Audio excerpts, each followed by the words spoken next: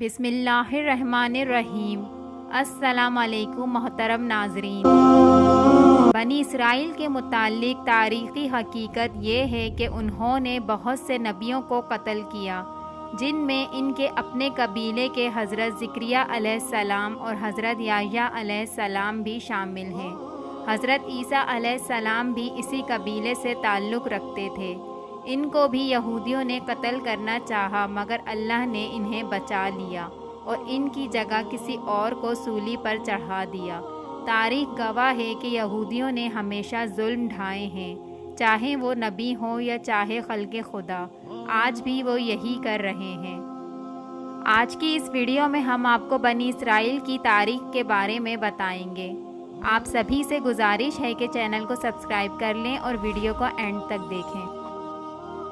حضرت ابراہیم علیہ السلام کے بڑے بیٹے حضرت اسماعیل علیہ السلام تھے اور چھوٹے بیٹے حضرت اسحاق علیہ السلام تھے۔ خانہ کعبہ حضرت ابراہیم علیہ السلام اور حضرت اسماعیل علیہ السلام نے آج سے تقریباً ہزاروں سال پہلے تعمیر کیا تھا۔ البتہ روایات سے پتہ چلتا ہے کہ اسی جگہ پر سب سے پہلے حضرت آدم علیہ السلام نے خانہ کعبہ تعمیر کیا تھا۔ حضرت ابراہیم علیہ السلام نے فلسطین کے علاقے بیت المقدس میں بھی عبادت گاہ بنائی۔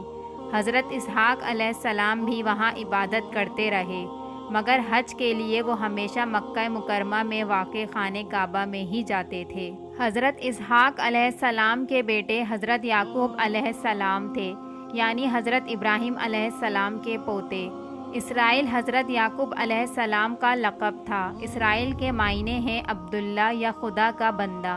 بنی اسرائیل ان کے قبیلے کو کہا جاتا ہے۔ حضرت یعقوب علیہ السلام کے بیٹے حضرت یوسف علیہ السلام تھے، جو مصر کے بادشاہ بنے۔ بنی اسرائیلیوں میں سے پھر حضرت موسیٰ علیہ السلام مصر میں پیدا ہوئے۔ ان کے بعد حضرت داؤد علیہ السلام صحرائے سینائی کے علاقے میں پیدا ہوئے، جو بعد میں فلسطین چلے گئے۔ حضرت داؤد علیہ السلام فلسطین پہنچ کر وہاں گزر بسر کرنے لگے۔ فلسطین کے بادشاہ سول نے یہ اعلان کیا کہ جو بھی طاقتور دیو ہیکل جالوت کو ختم کرے گا، میں اس کی شادی اپنی بیٹی مشل سے کروا دوں گا۔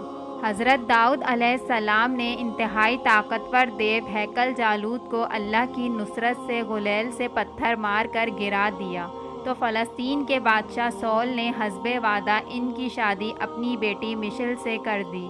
سول کے مرنے کے بعد حضرت داؤد علیہ السلام فلسطین کے بادشاہ بنے۔ حضرت داؤد علیہ السلام کی وفات کے بعد ان کے بیٹے حضرت سلیمان علیہ السلام فلسطین کے بادشاہ بنے۔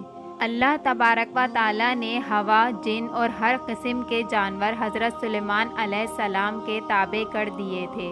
حضرت سلیمان علیہ السلام نے جنوں کی مدد سے مسجد الاقصیٰ اسی جگہ تعمیر کروائی جہاں حضرت ابراہیم علیہ السلام نے عبادت گاہ تعمیر کروائی تھی۔ 586 قبل مسیح میں یہ ریاست 2 حصوں میں تقسیم ہو گئی۔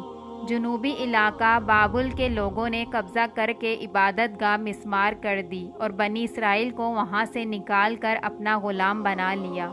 اس کے 2 سال بعد بنی اسرائیل واپس آنے شروع ہوئے اور انہوں نے اپنی عبادت گاہ تعمیر کی، مگر اس جگہ نہیں جہاں حضرت سلیمان علیہ السلام نے عبادت گاہ بنوائی تھی۔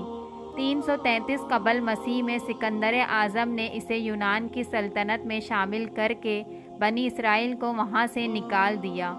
165 قبل مسیح میں بنی اسرائیل نے بغاوت کر کے ایک یہودی سلطنت کی بنیاد رکھی۔ 100 سال بعد یہودی ریاست پر سلطنت روم کا قبضہ ہوا۔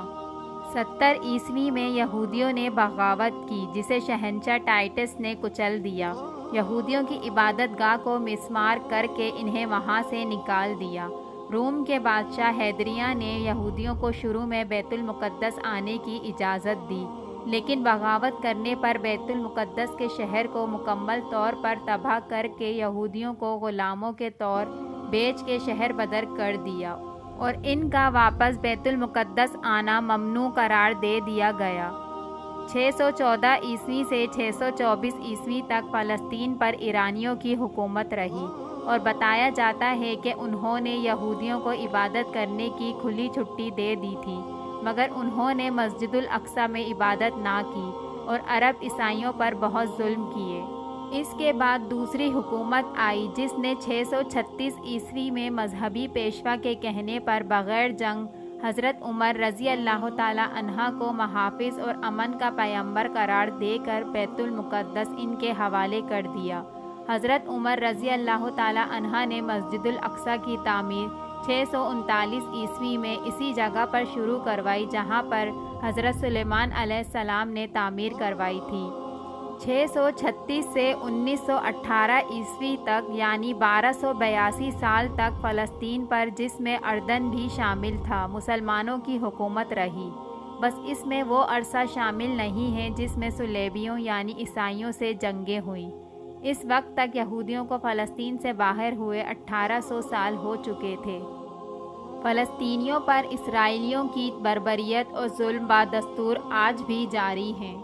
اس قوم نے اپنے بچنے کی پوری تیاری کر رکھی ہے، لیکن یہ نہیں جانتے کہ اللہ تبارک و تعالیٰ نے انہیں تباہ و برباد کرنے کا مکمل سامان تیار کر رکھا ہے، اور وہ وقت دور نہیں جب یہودیوں کا خاتمہ ہوگا اور اسلام کی فتح ہوگی۔ ویڈیو اچھی لگی ہو تو لائک کریے گا اور سبسکرائب کے بٹن کو دبانا نہ بھولیے گا۔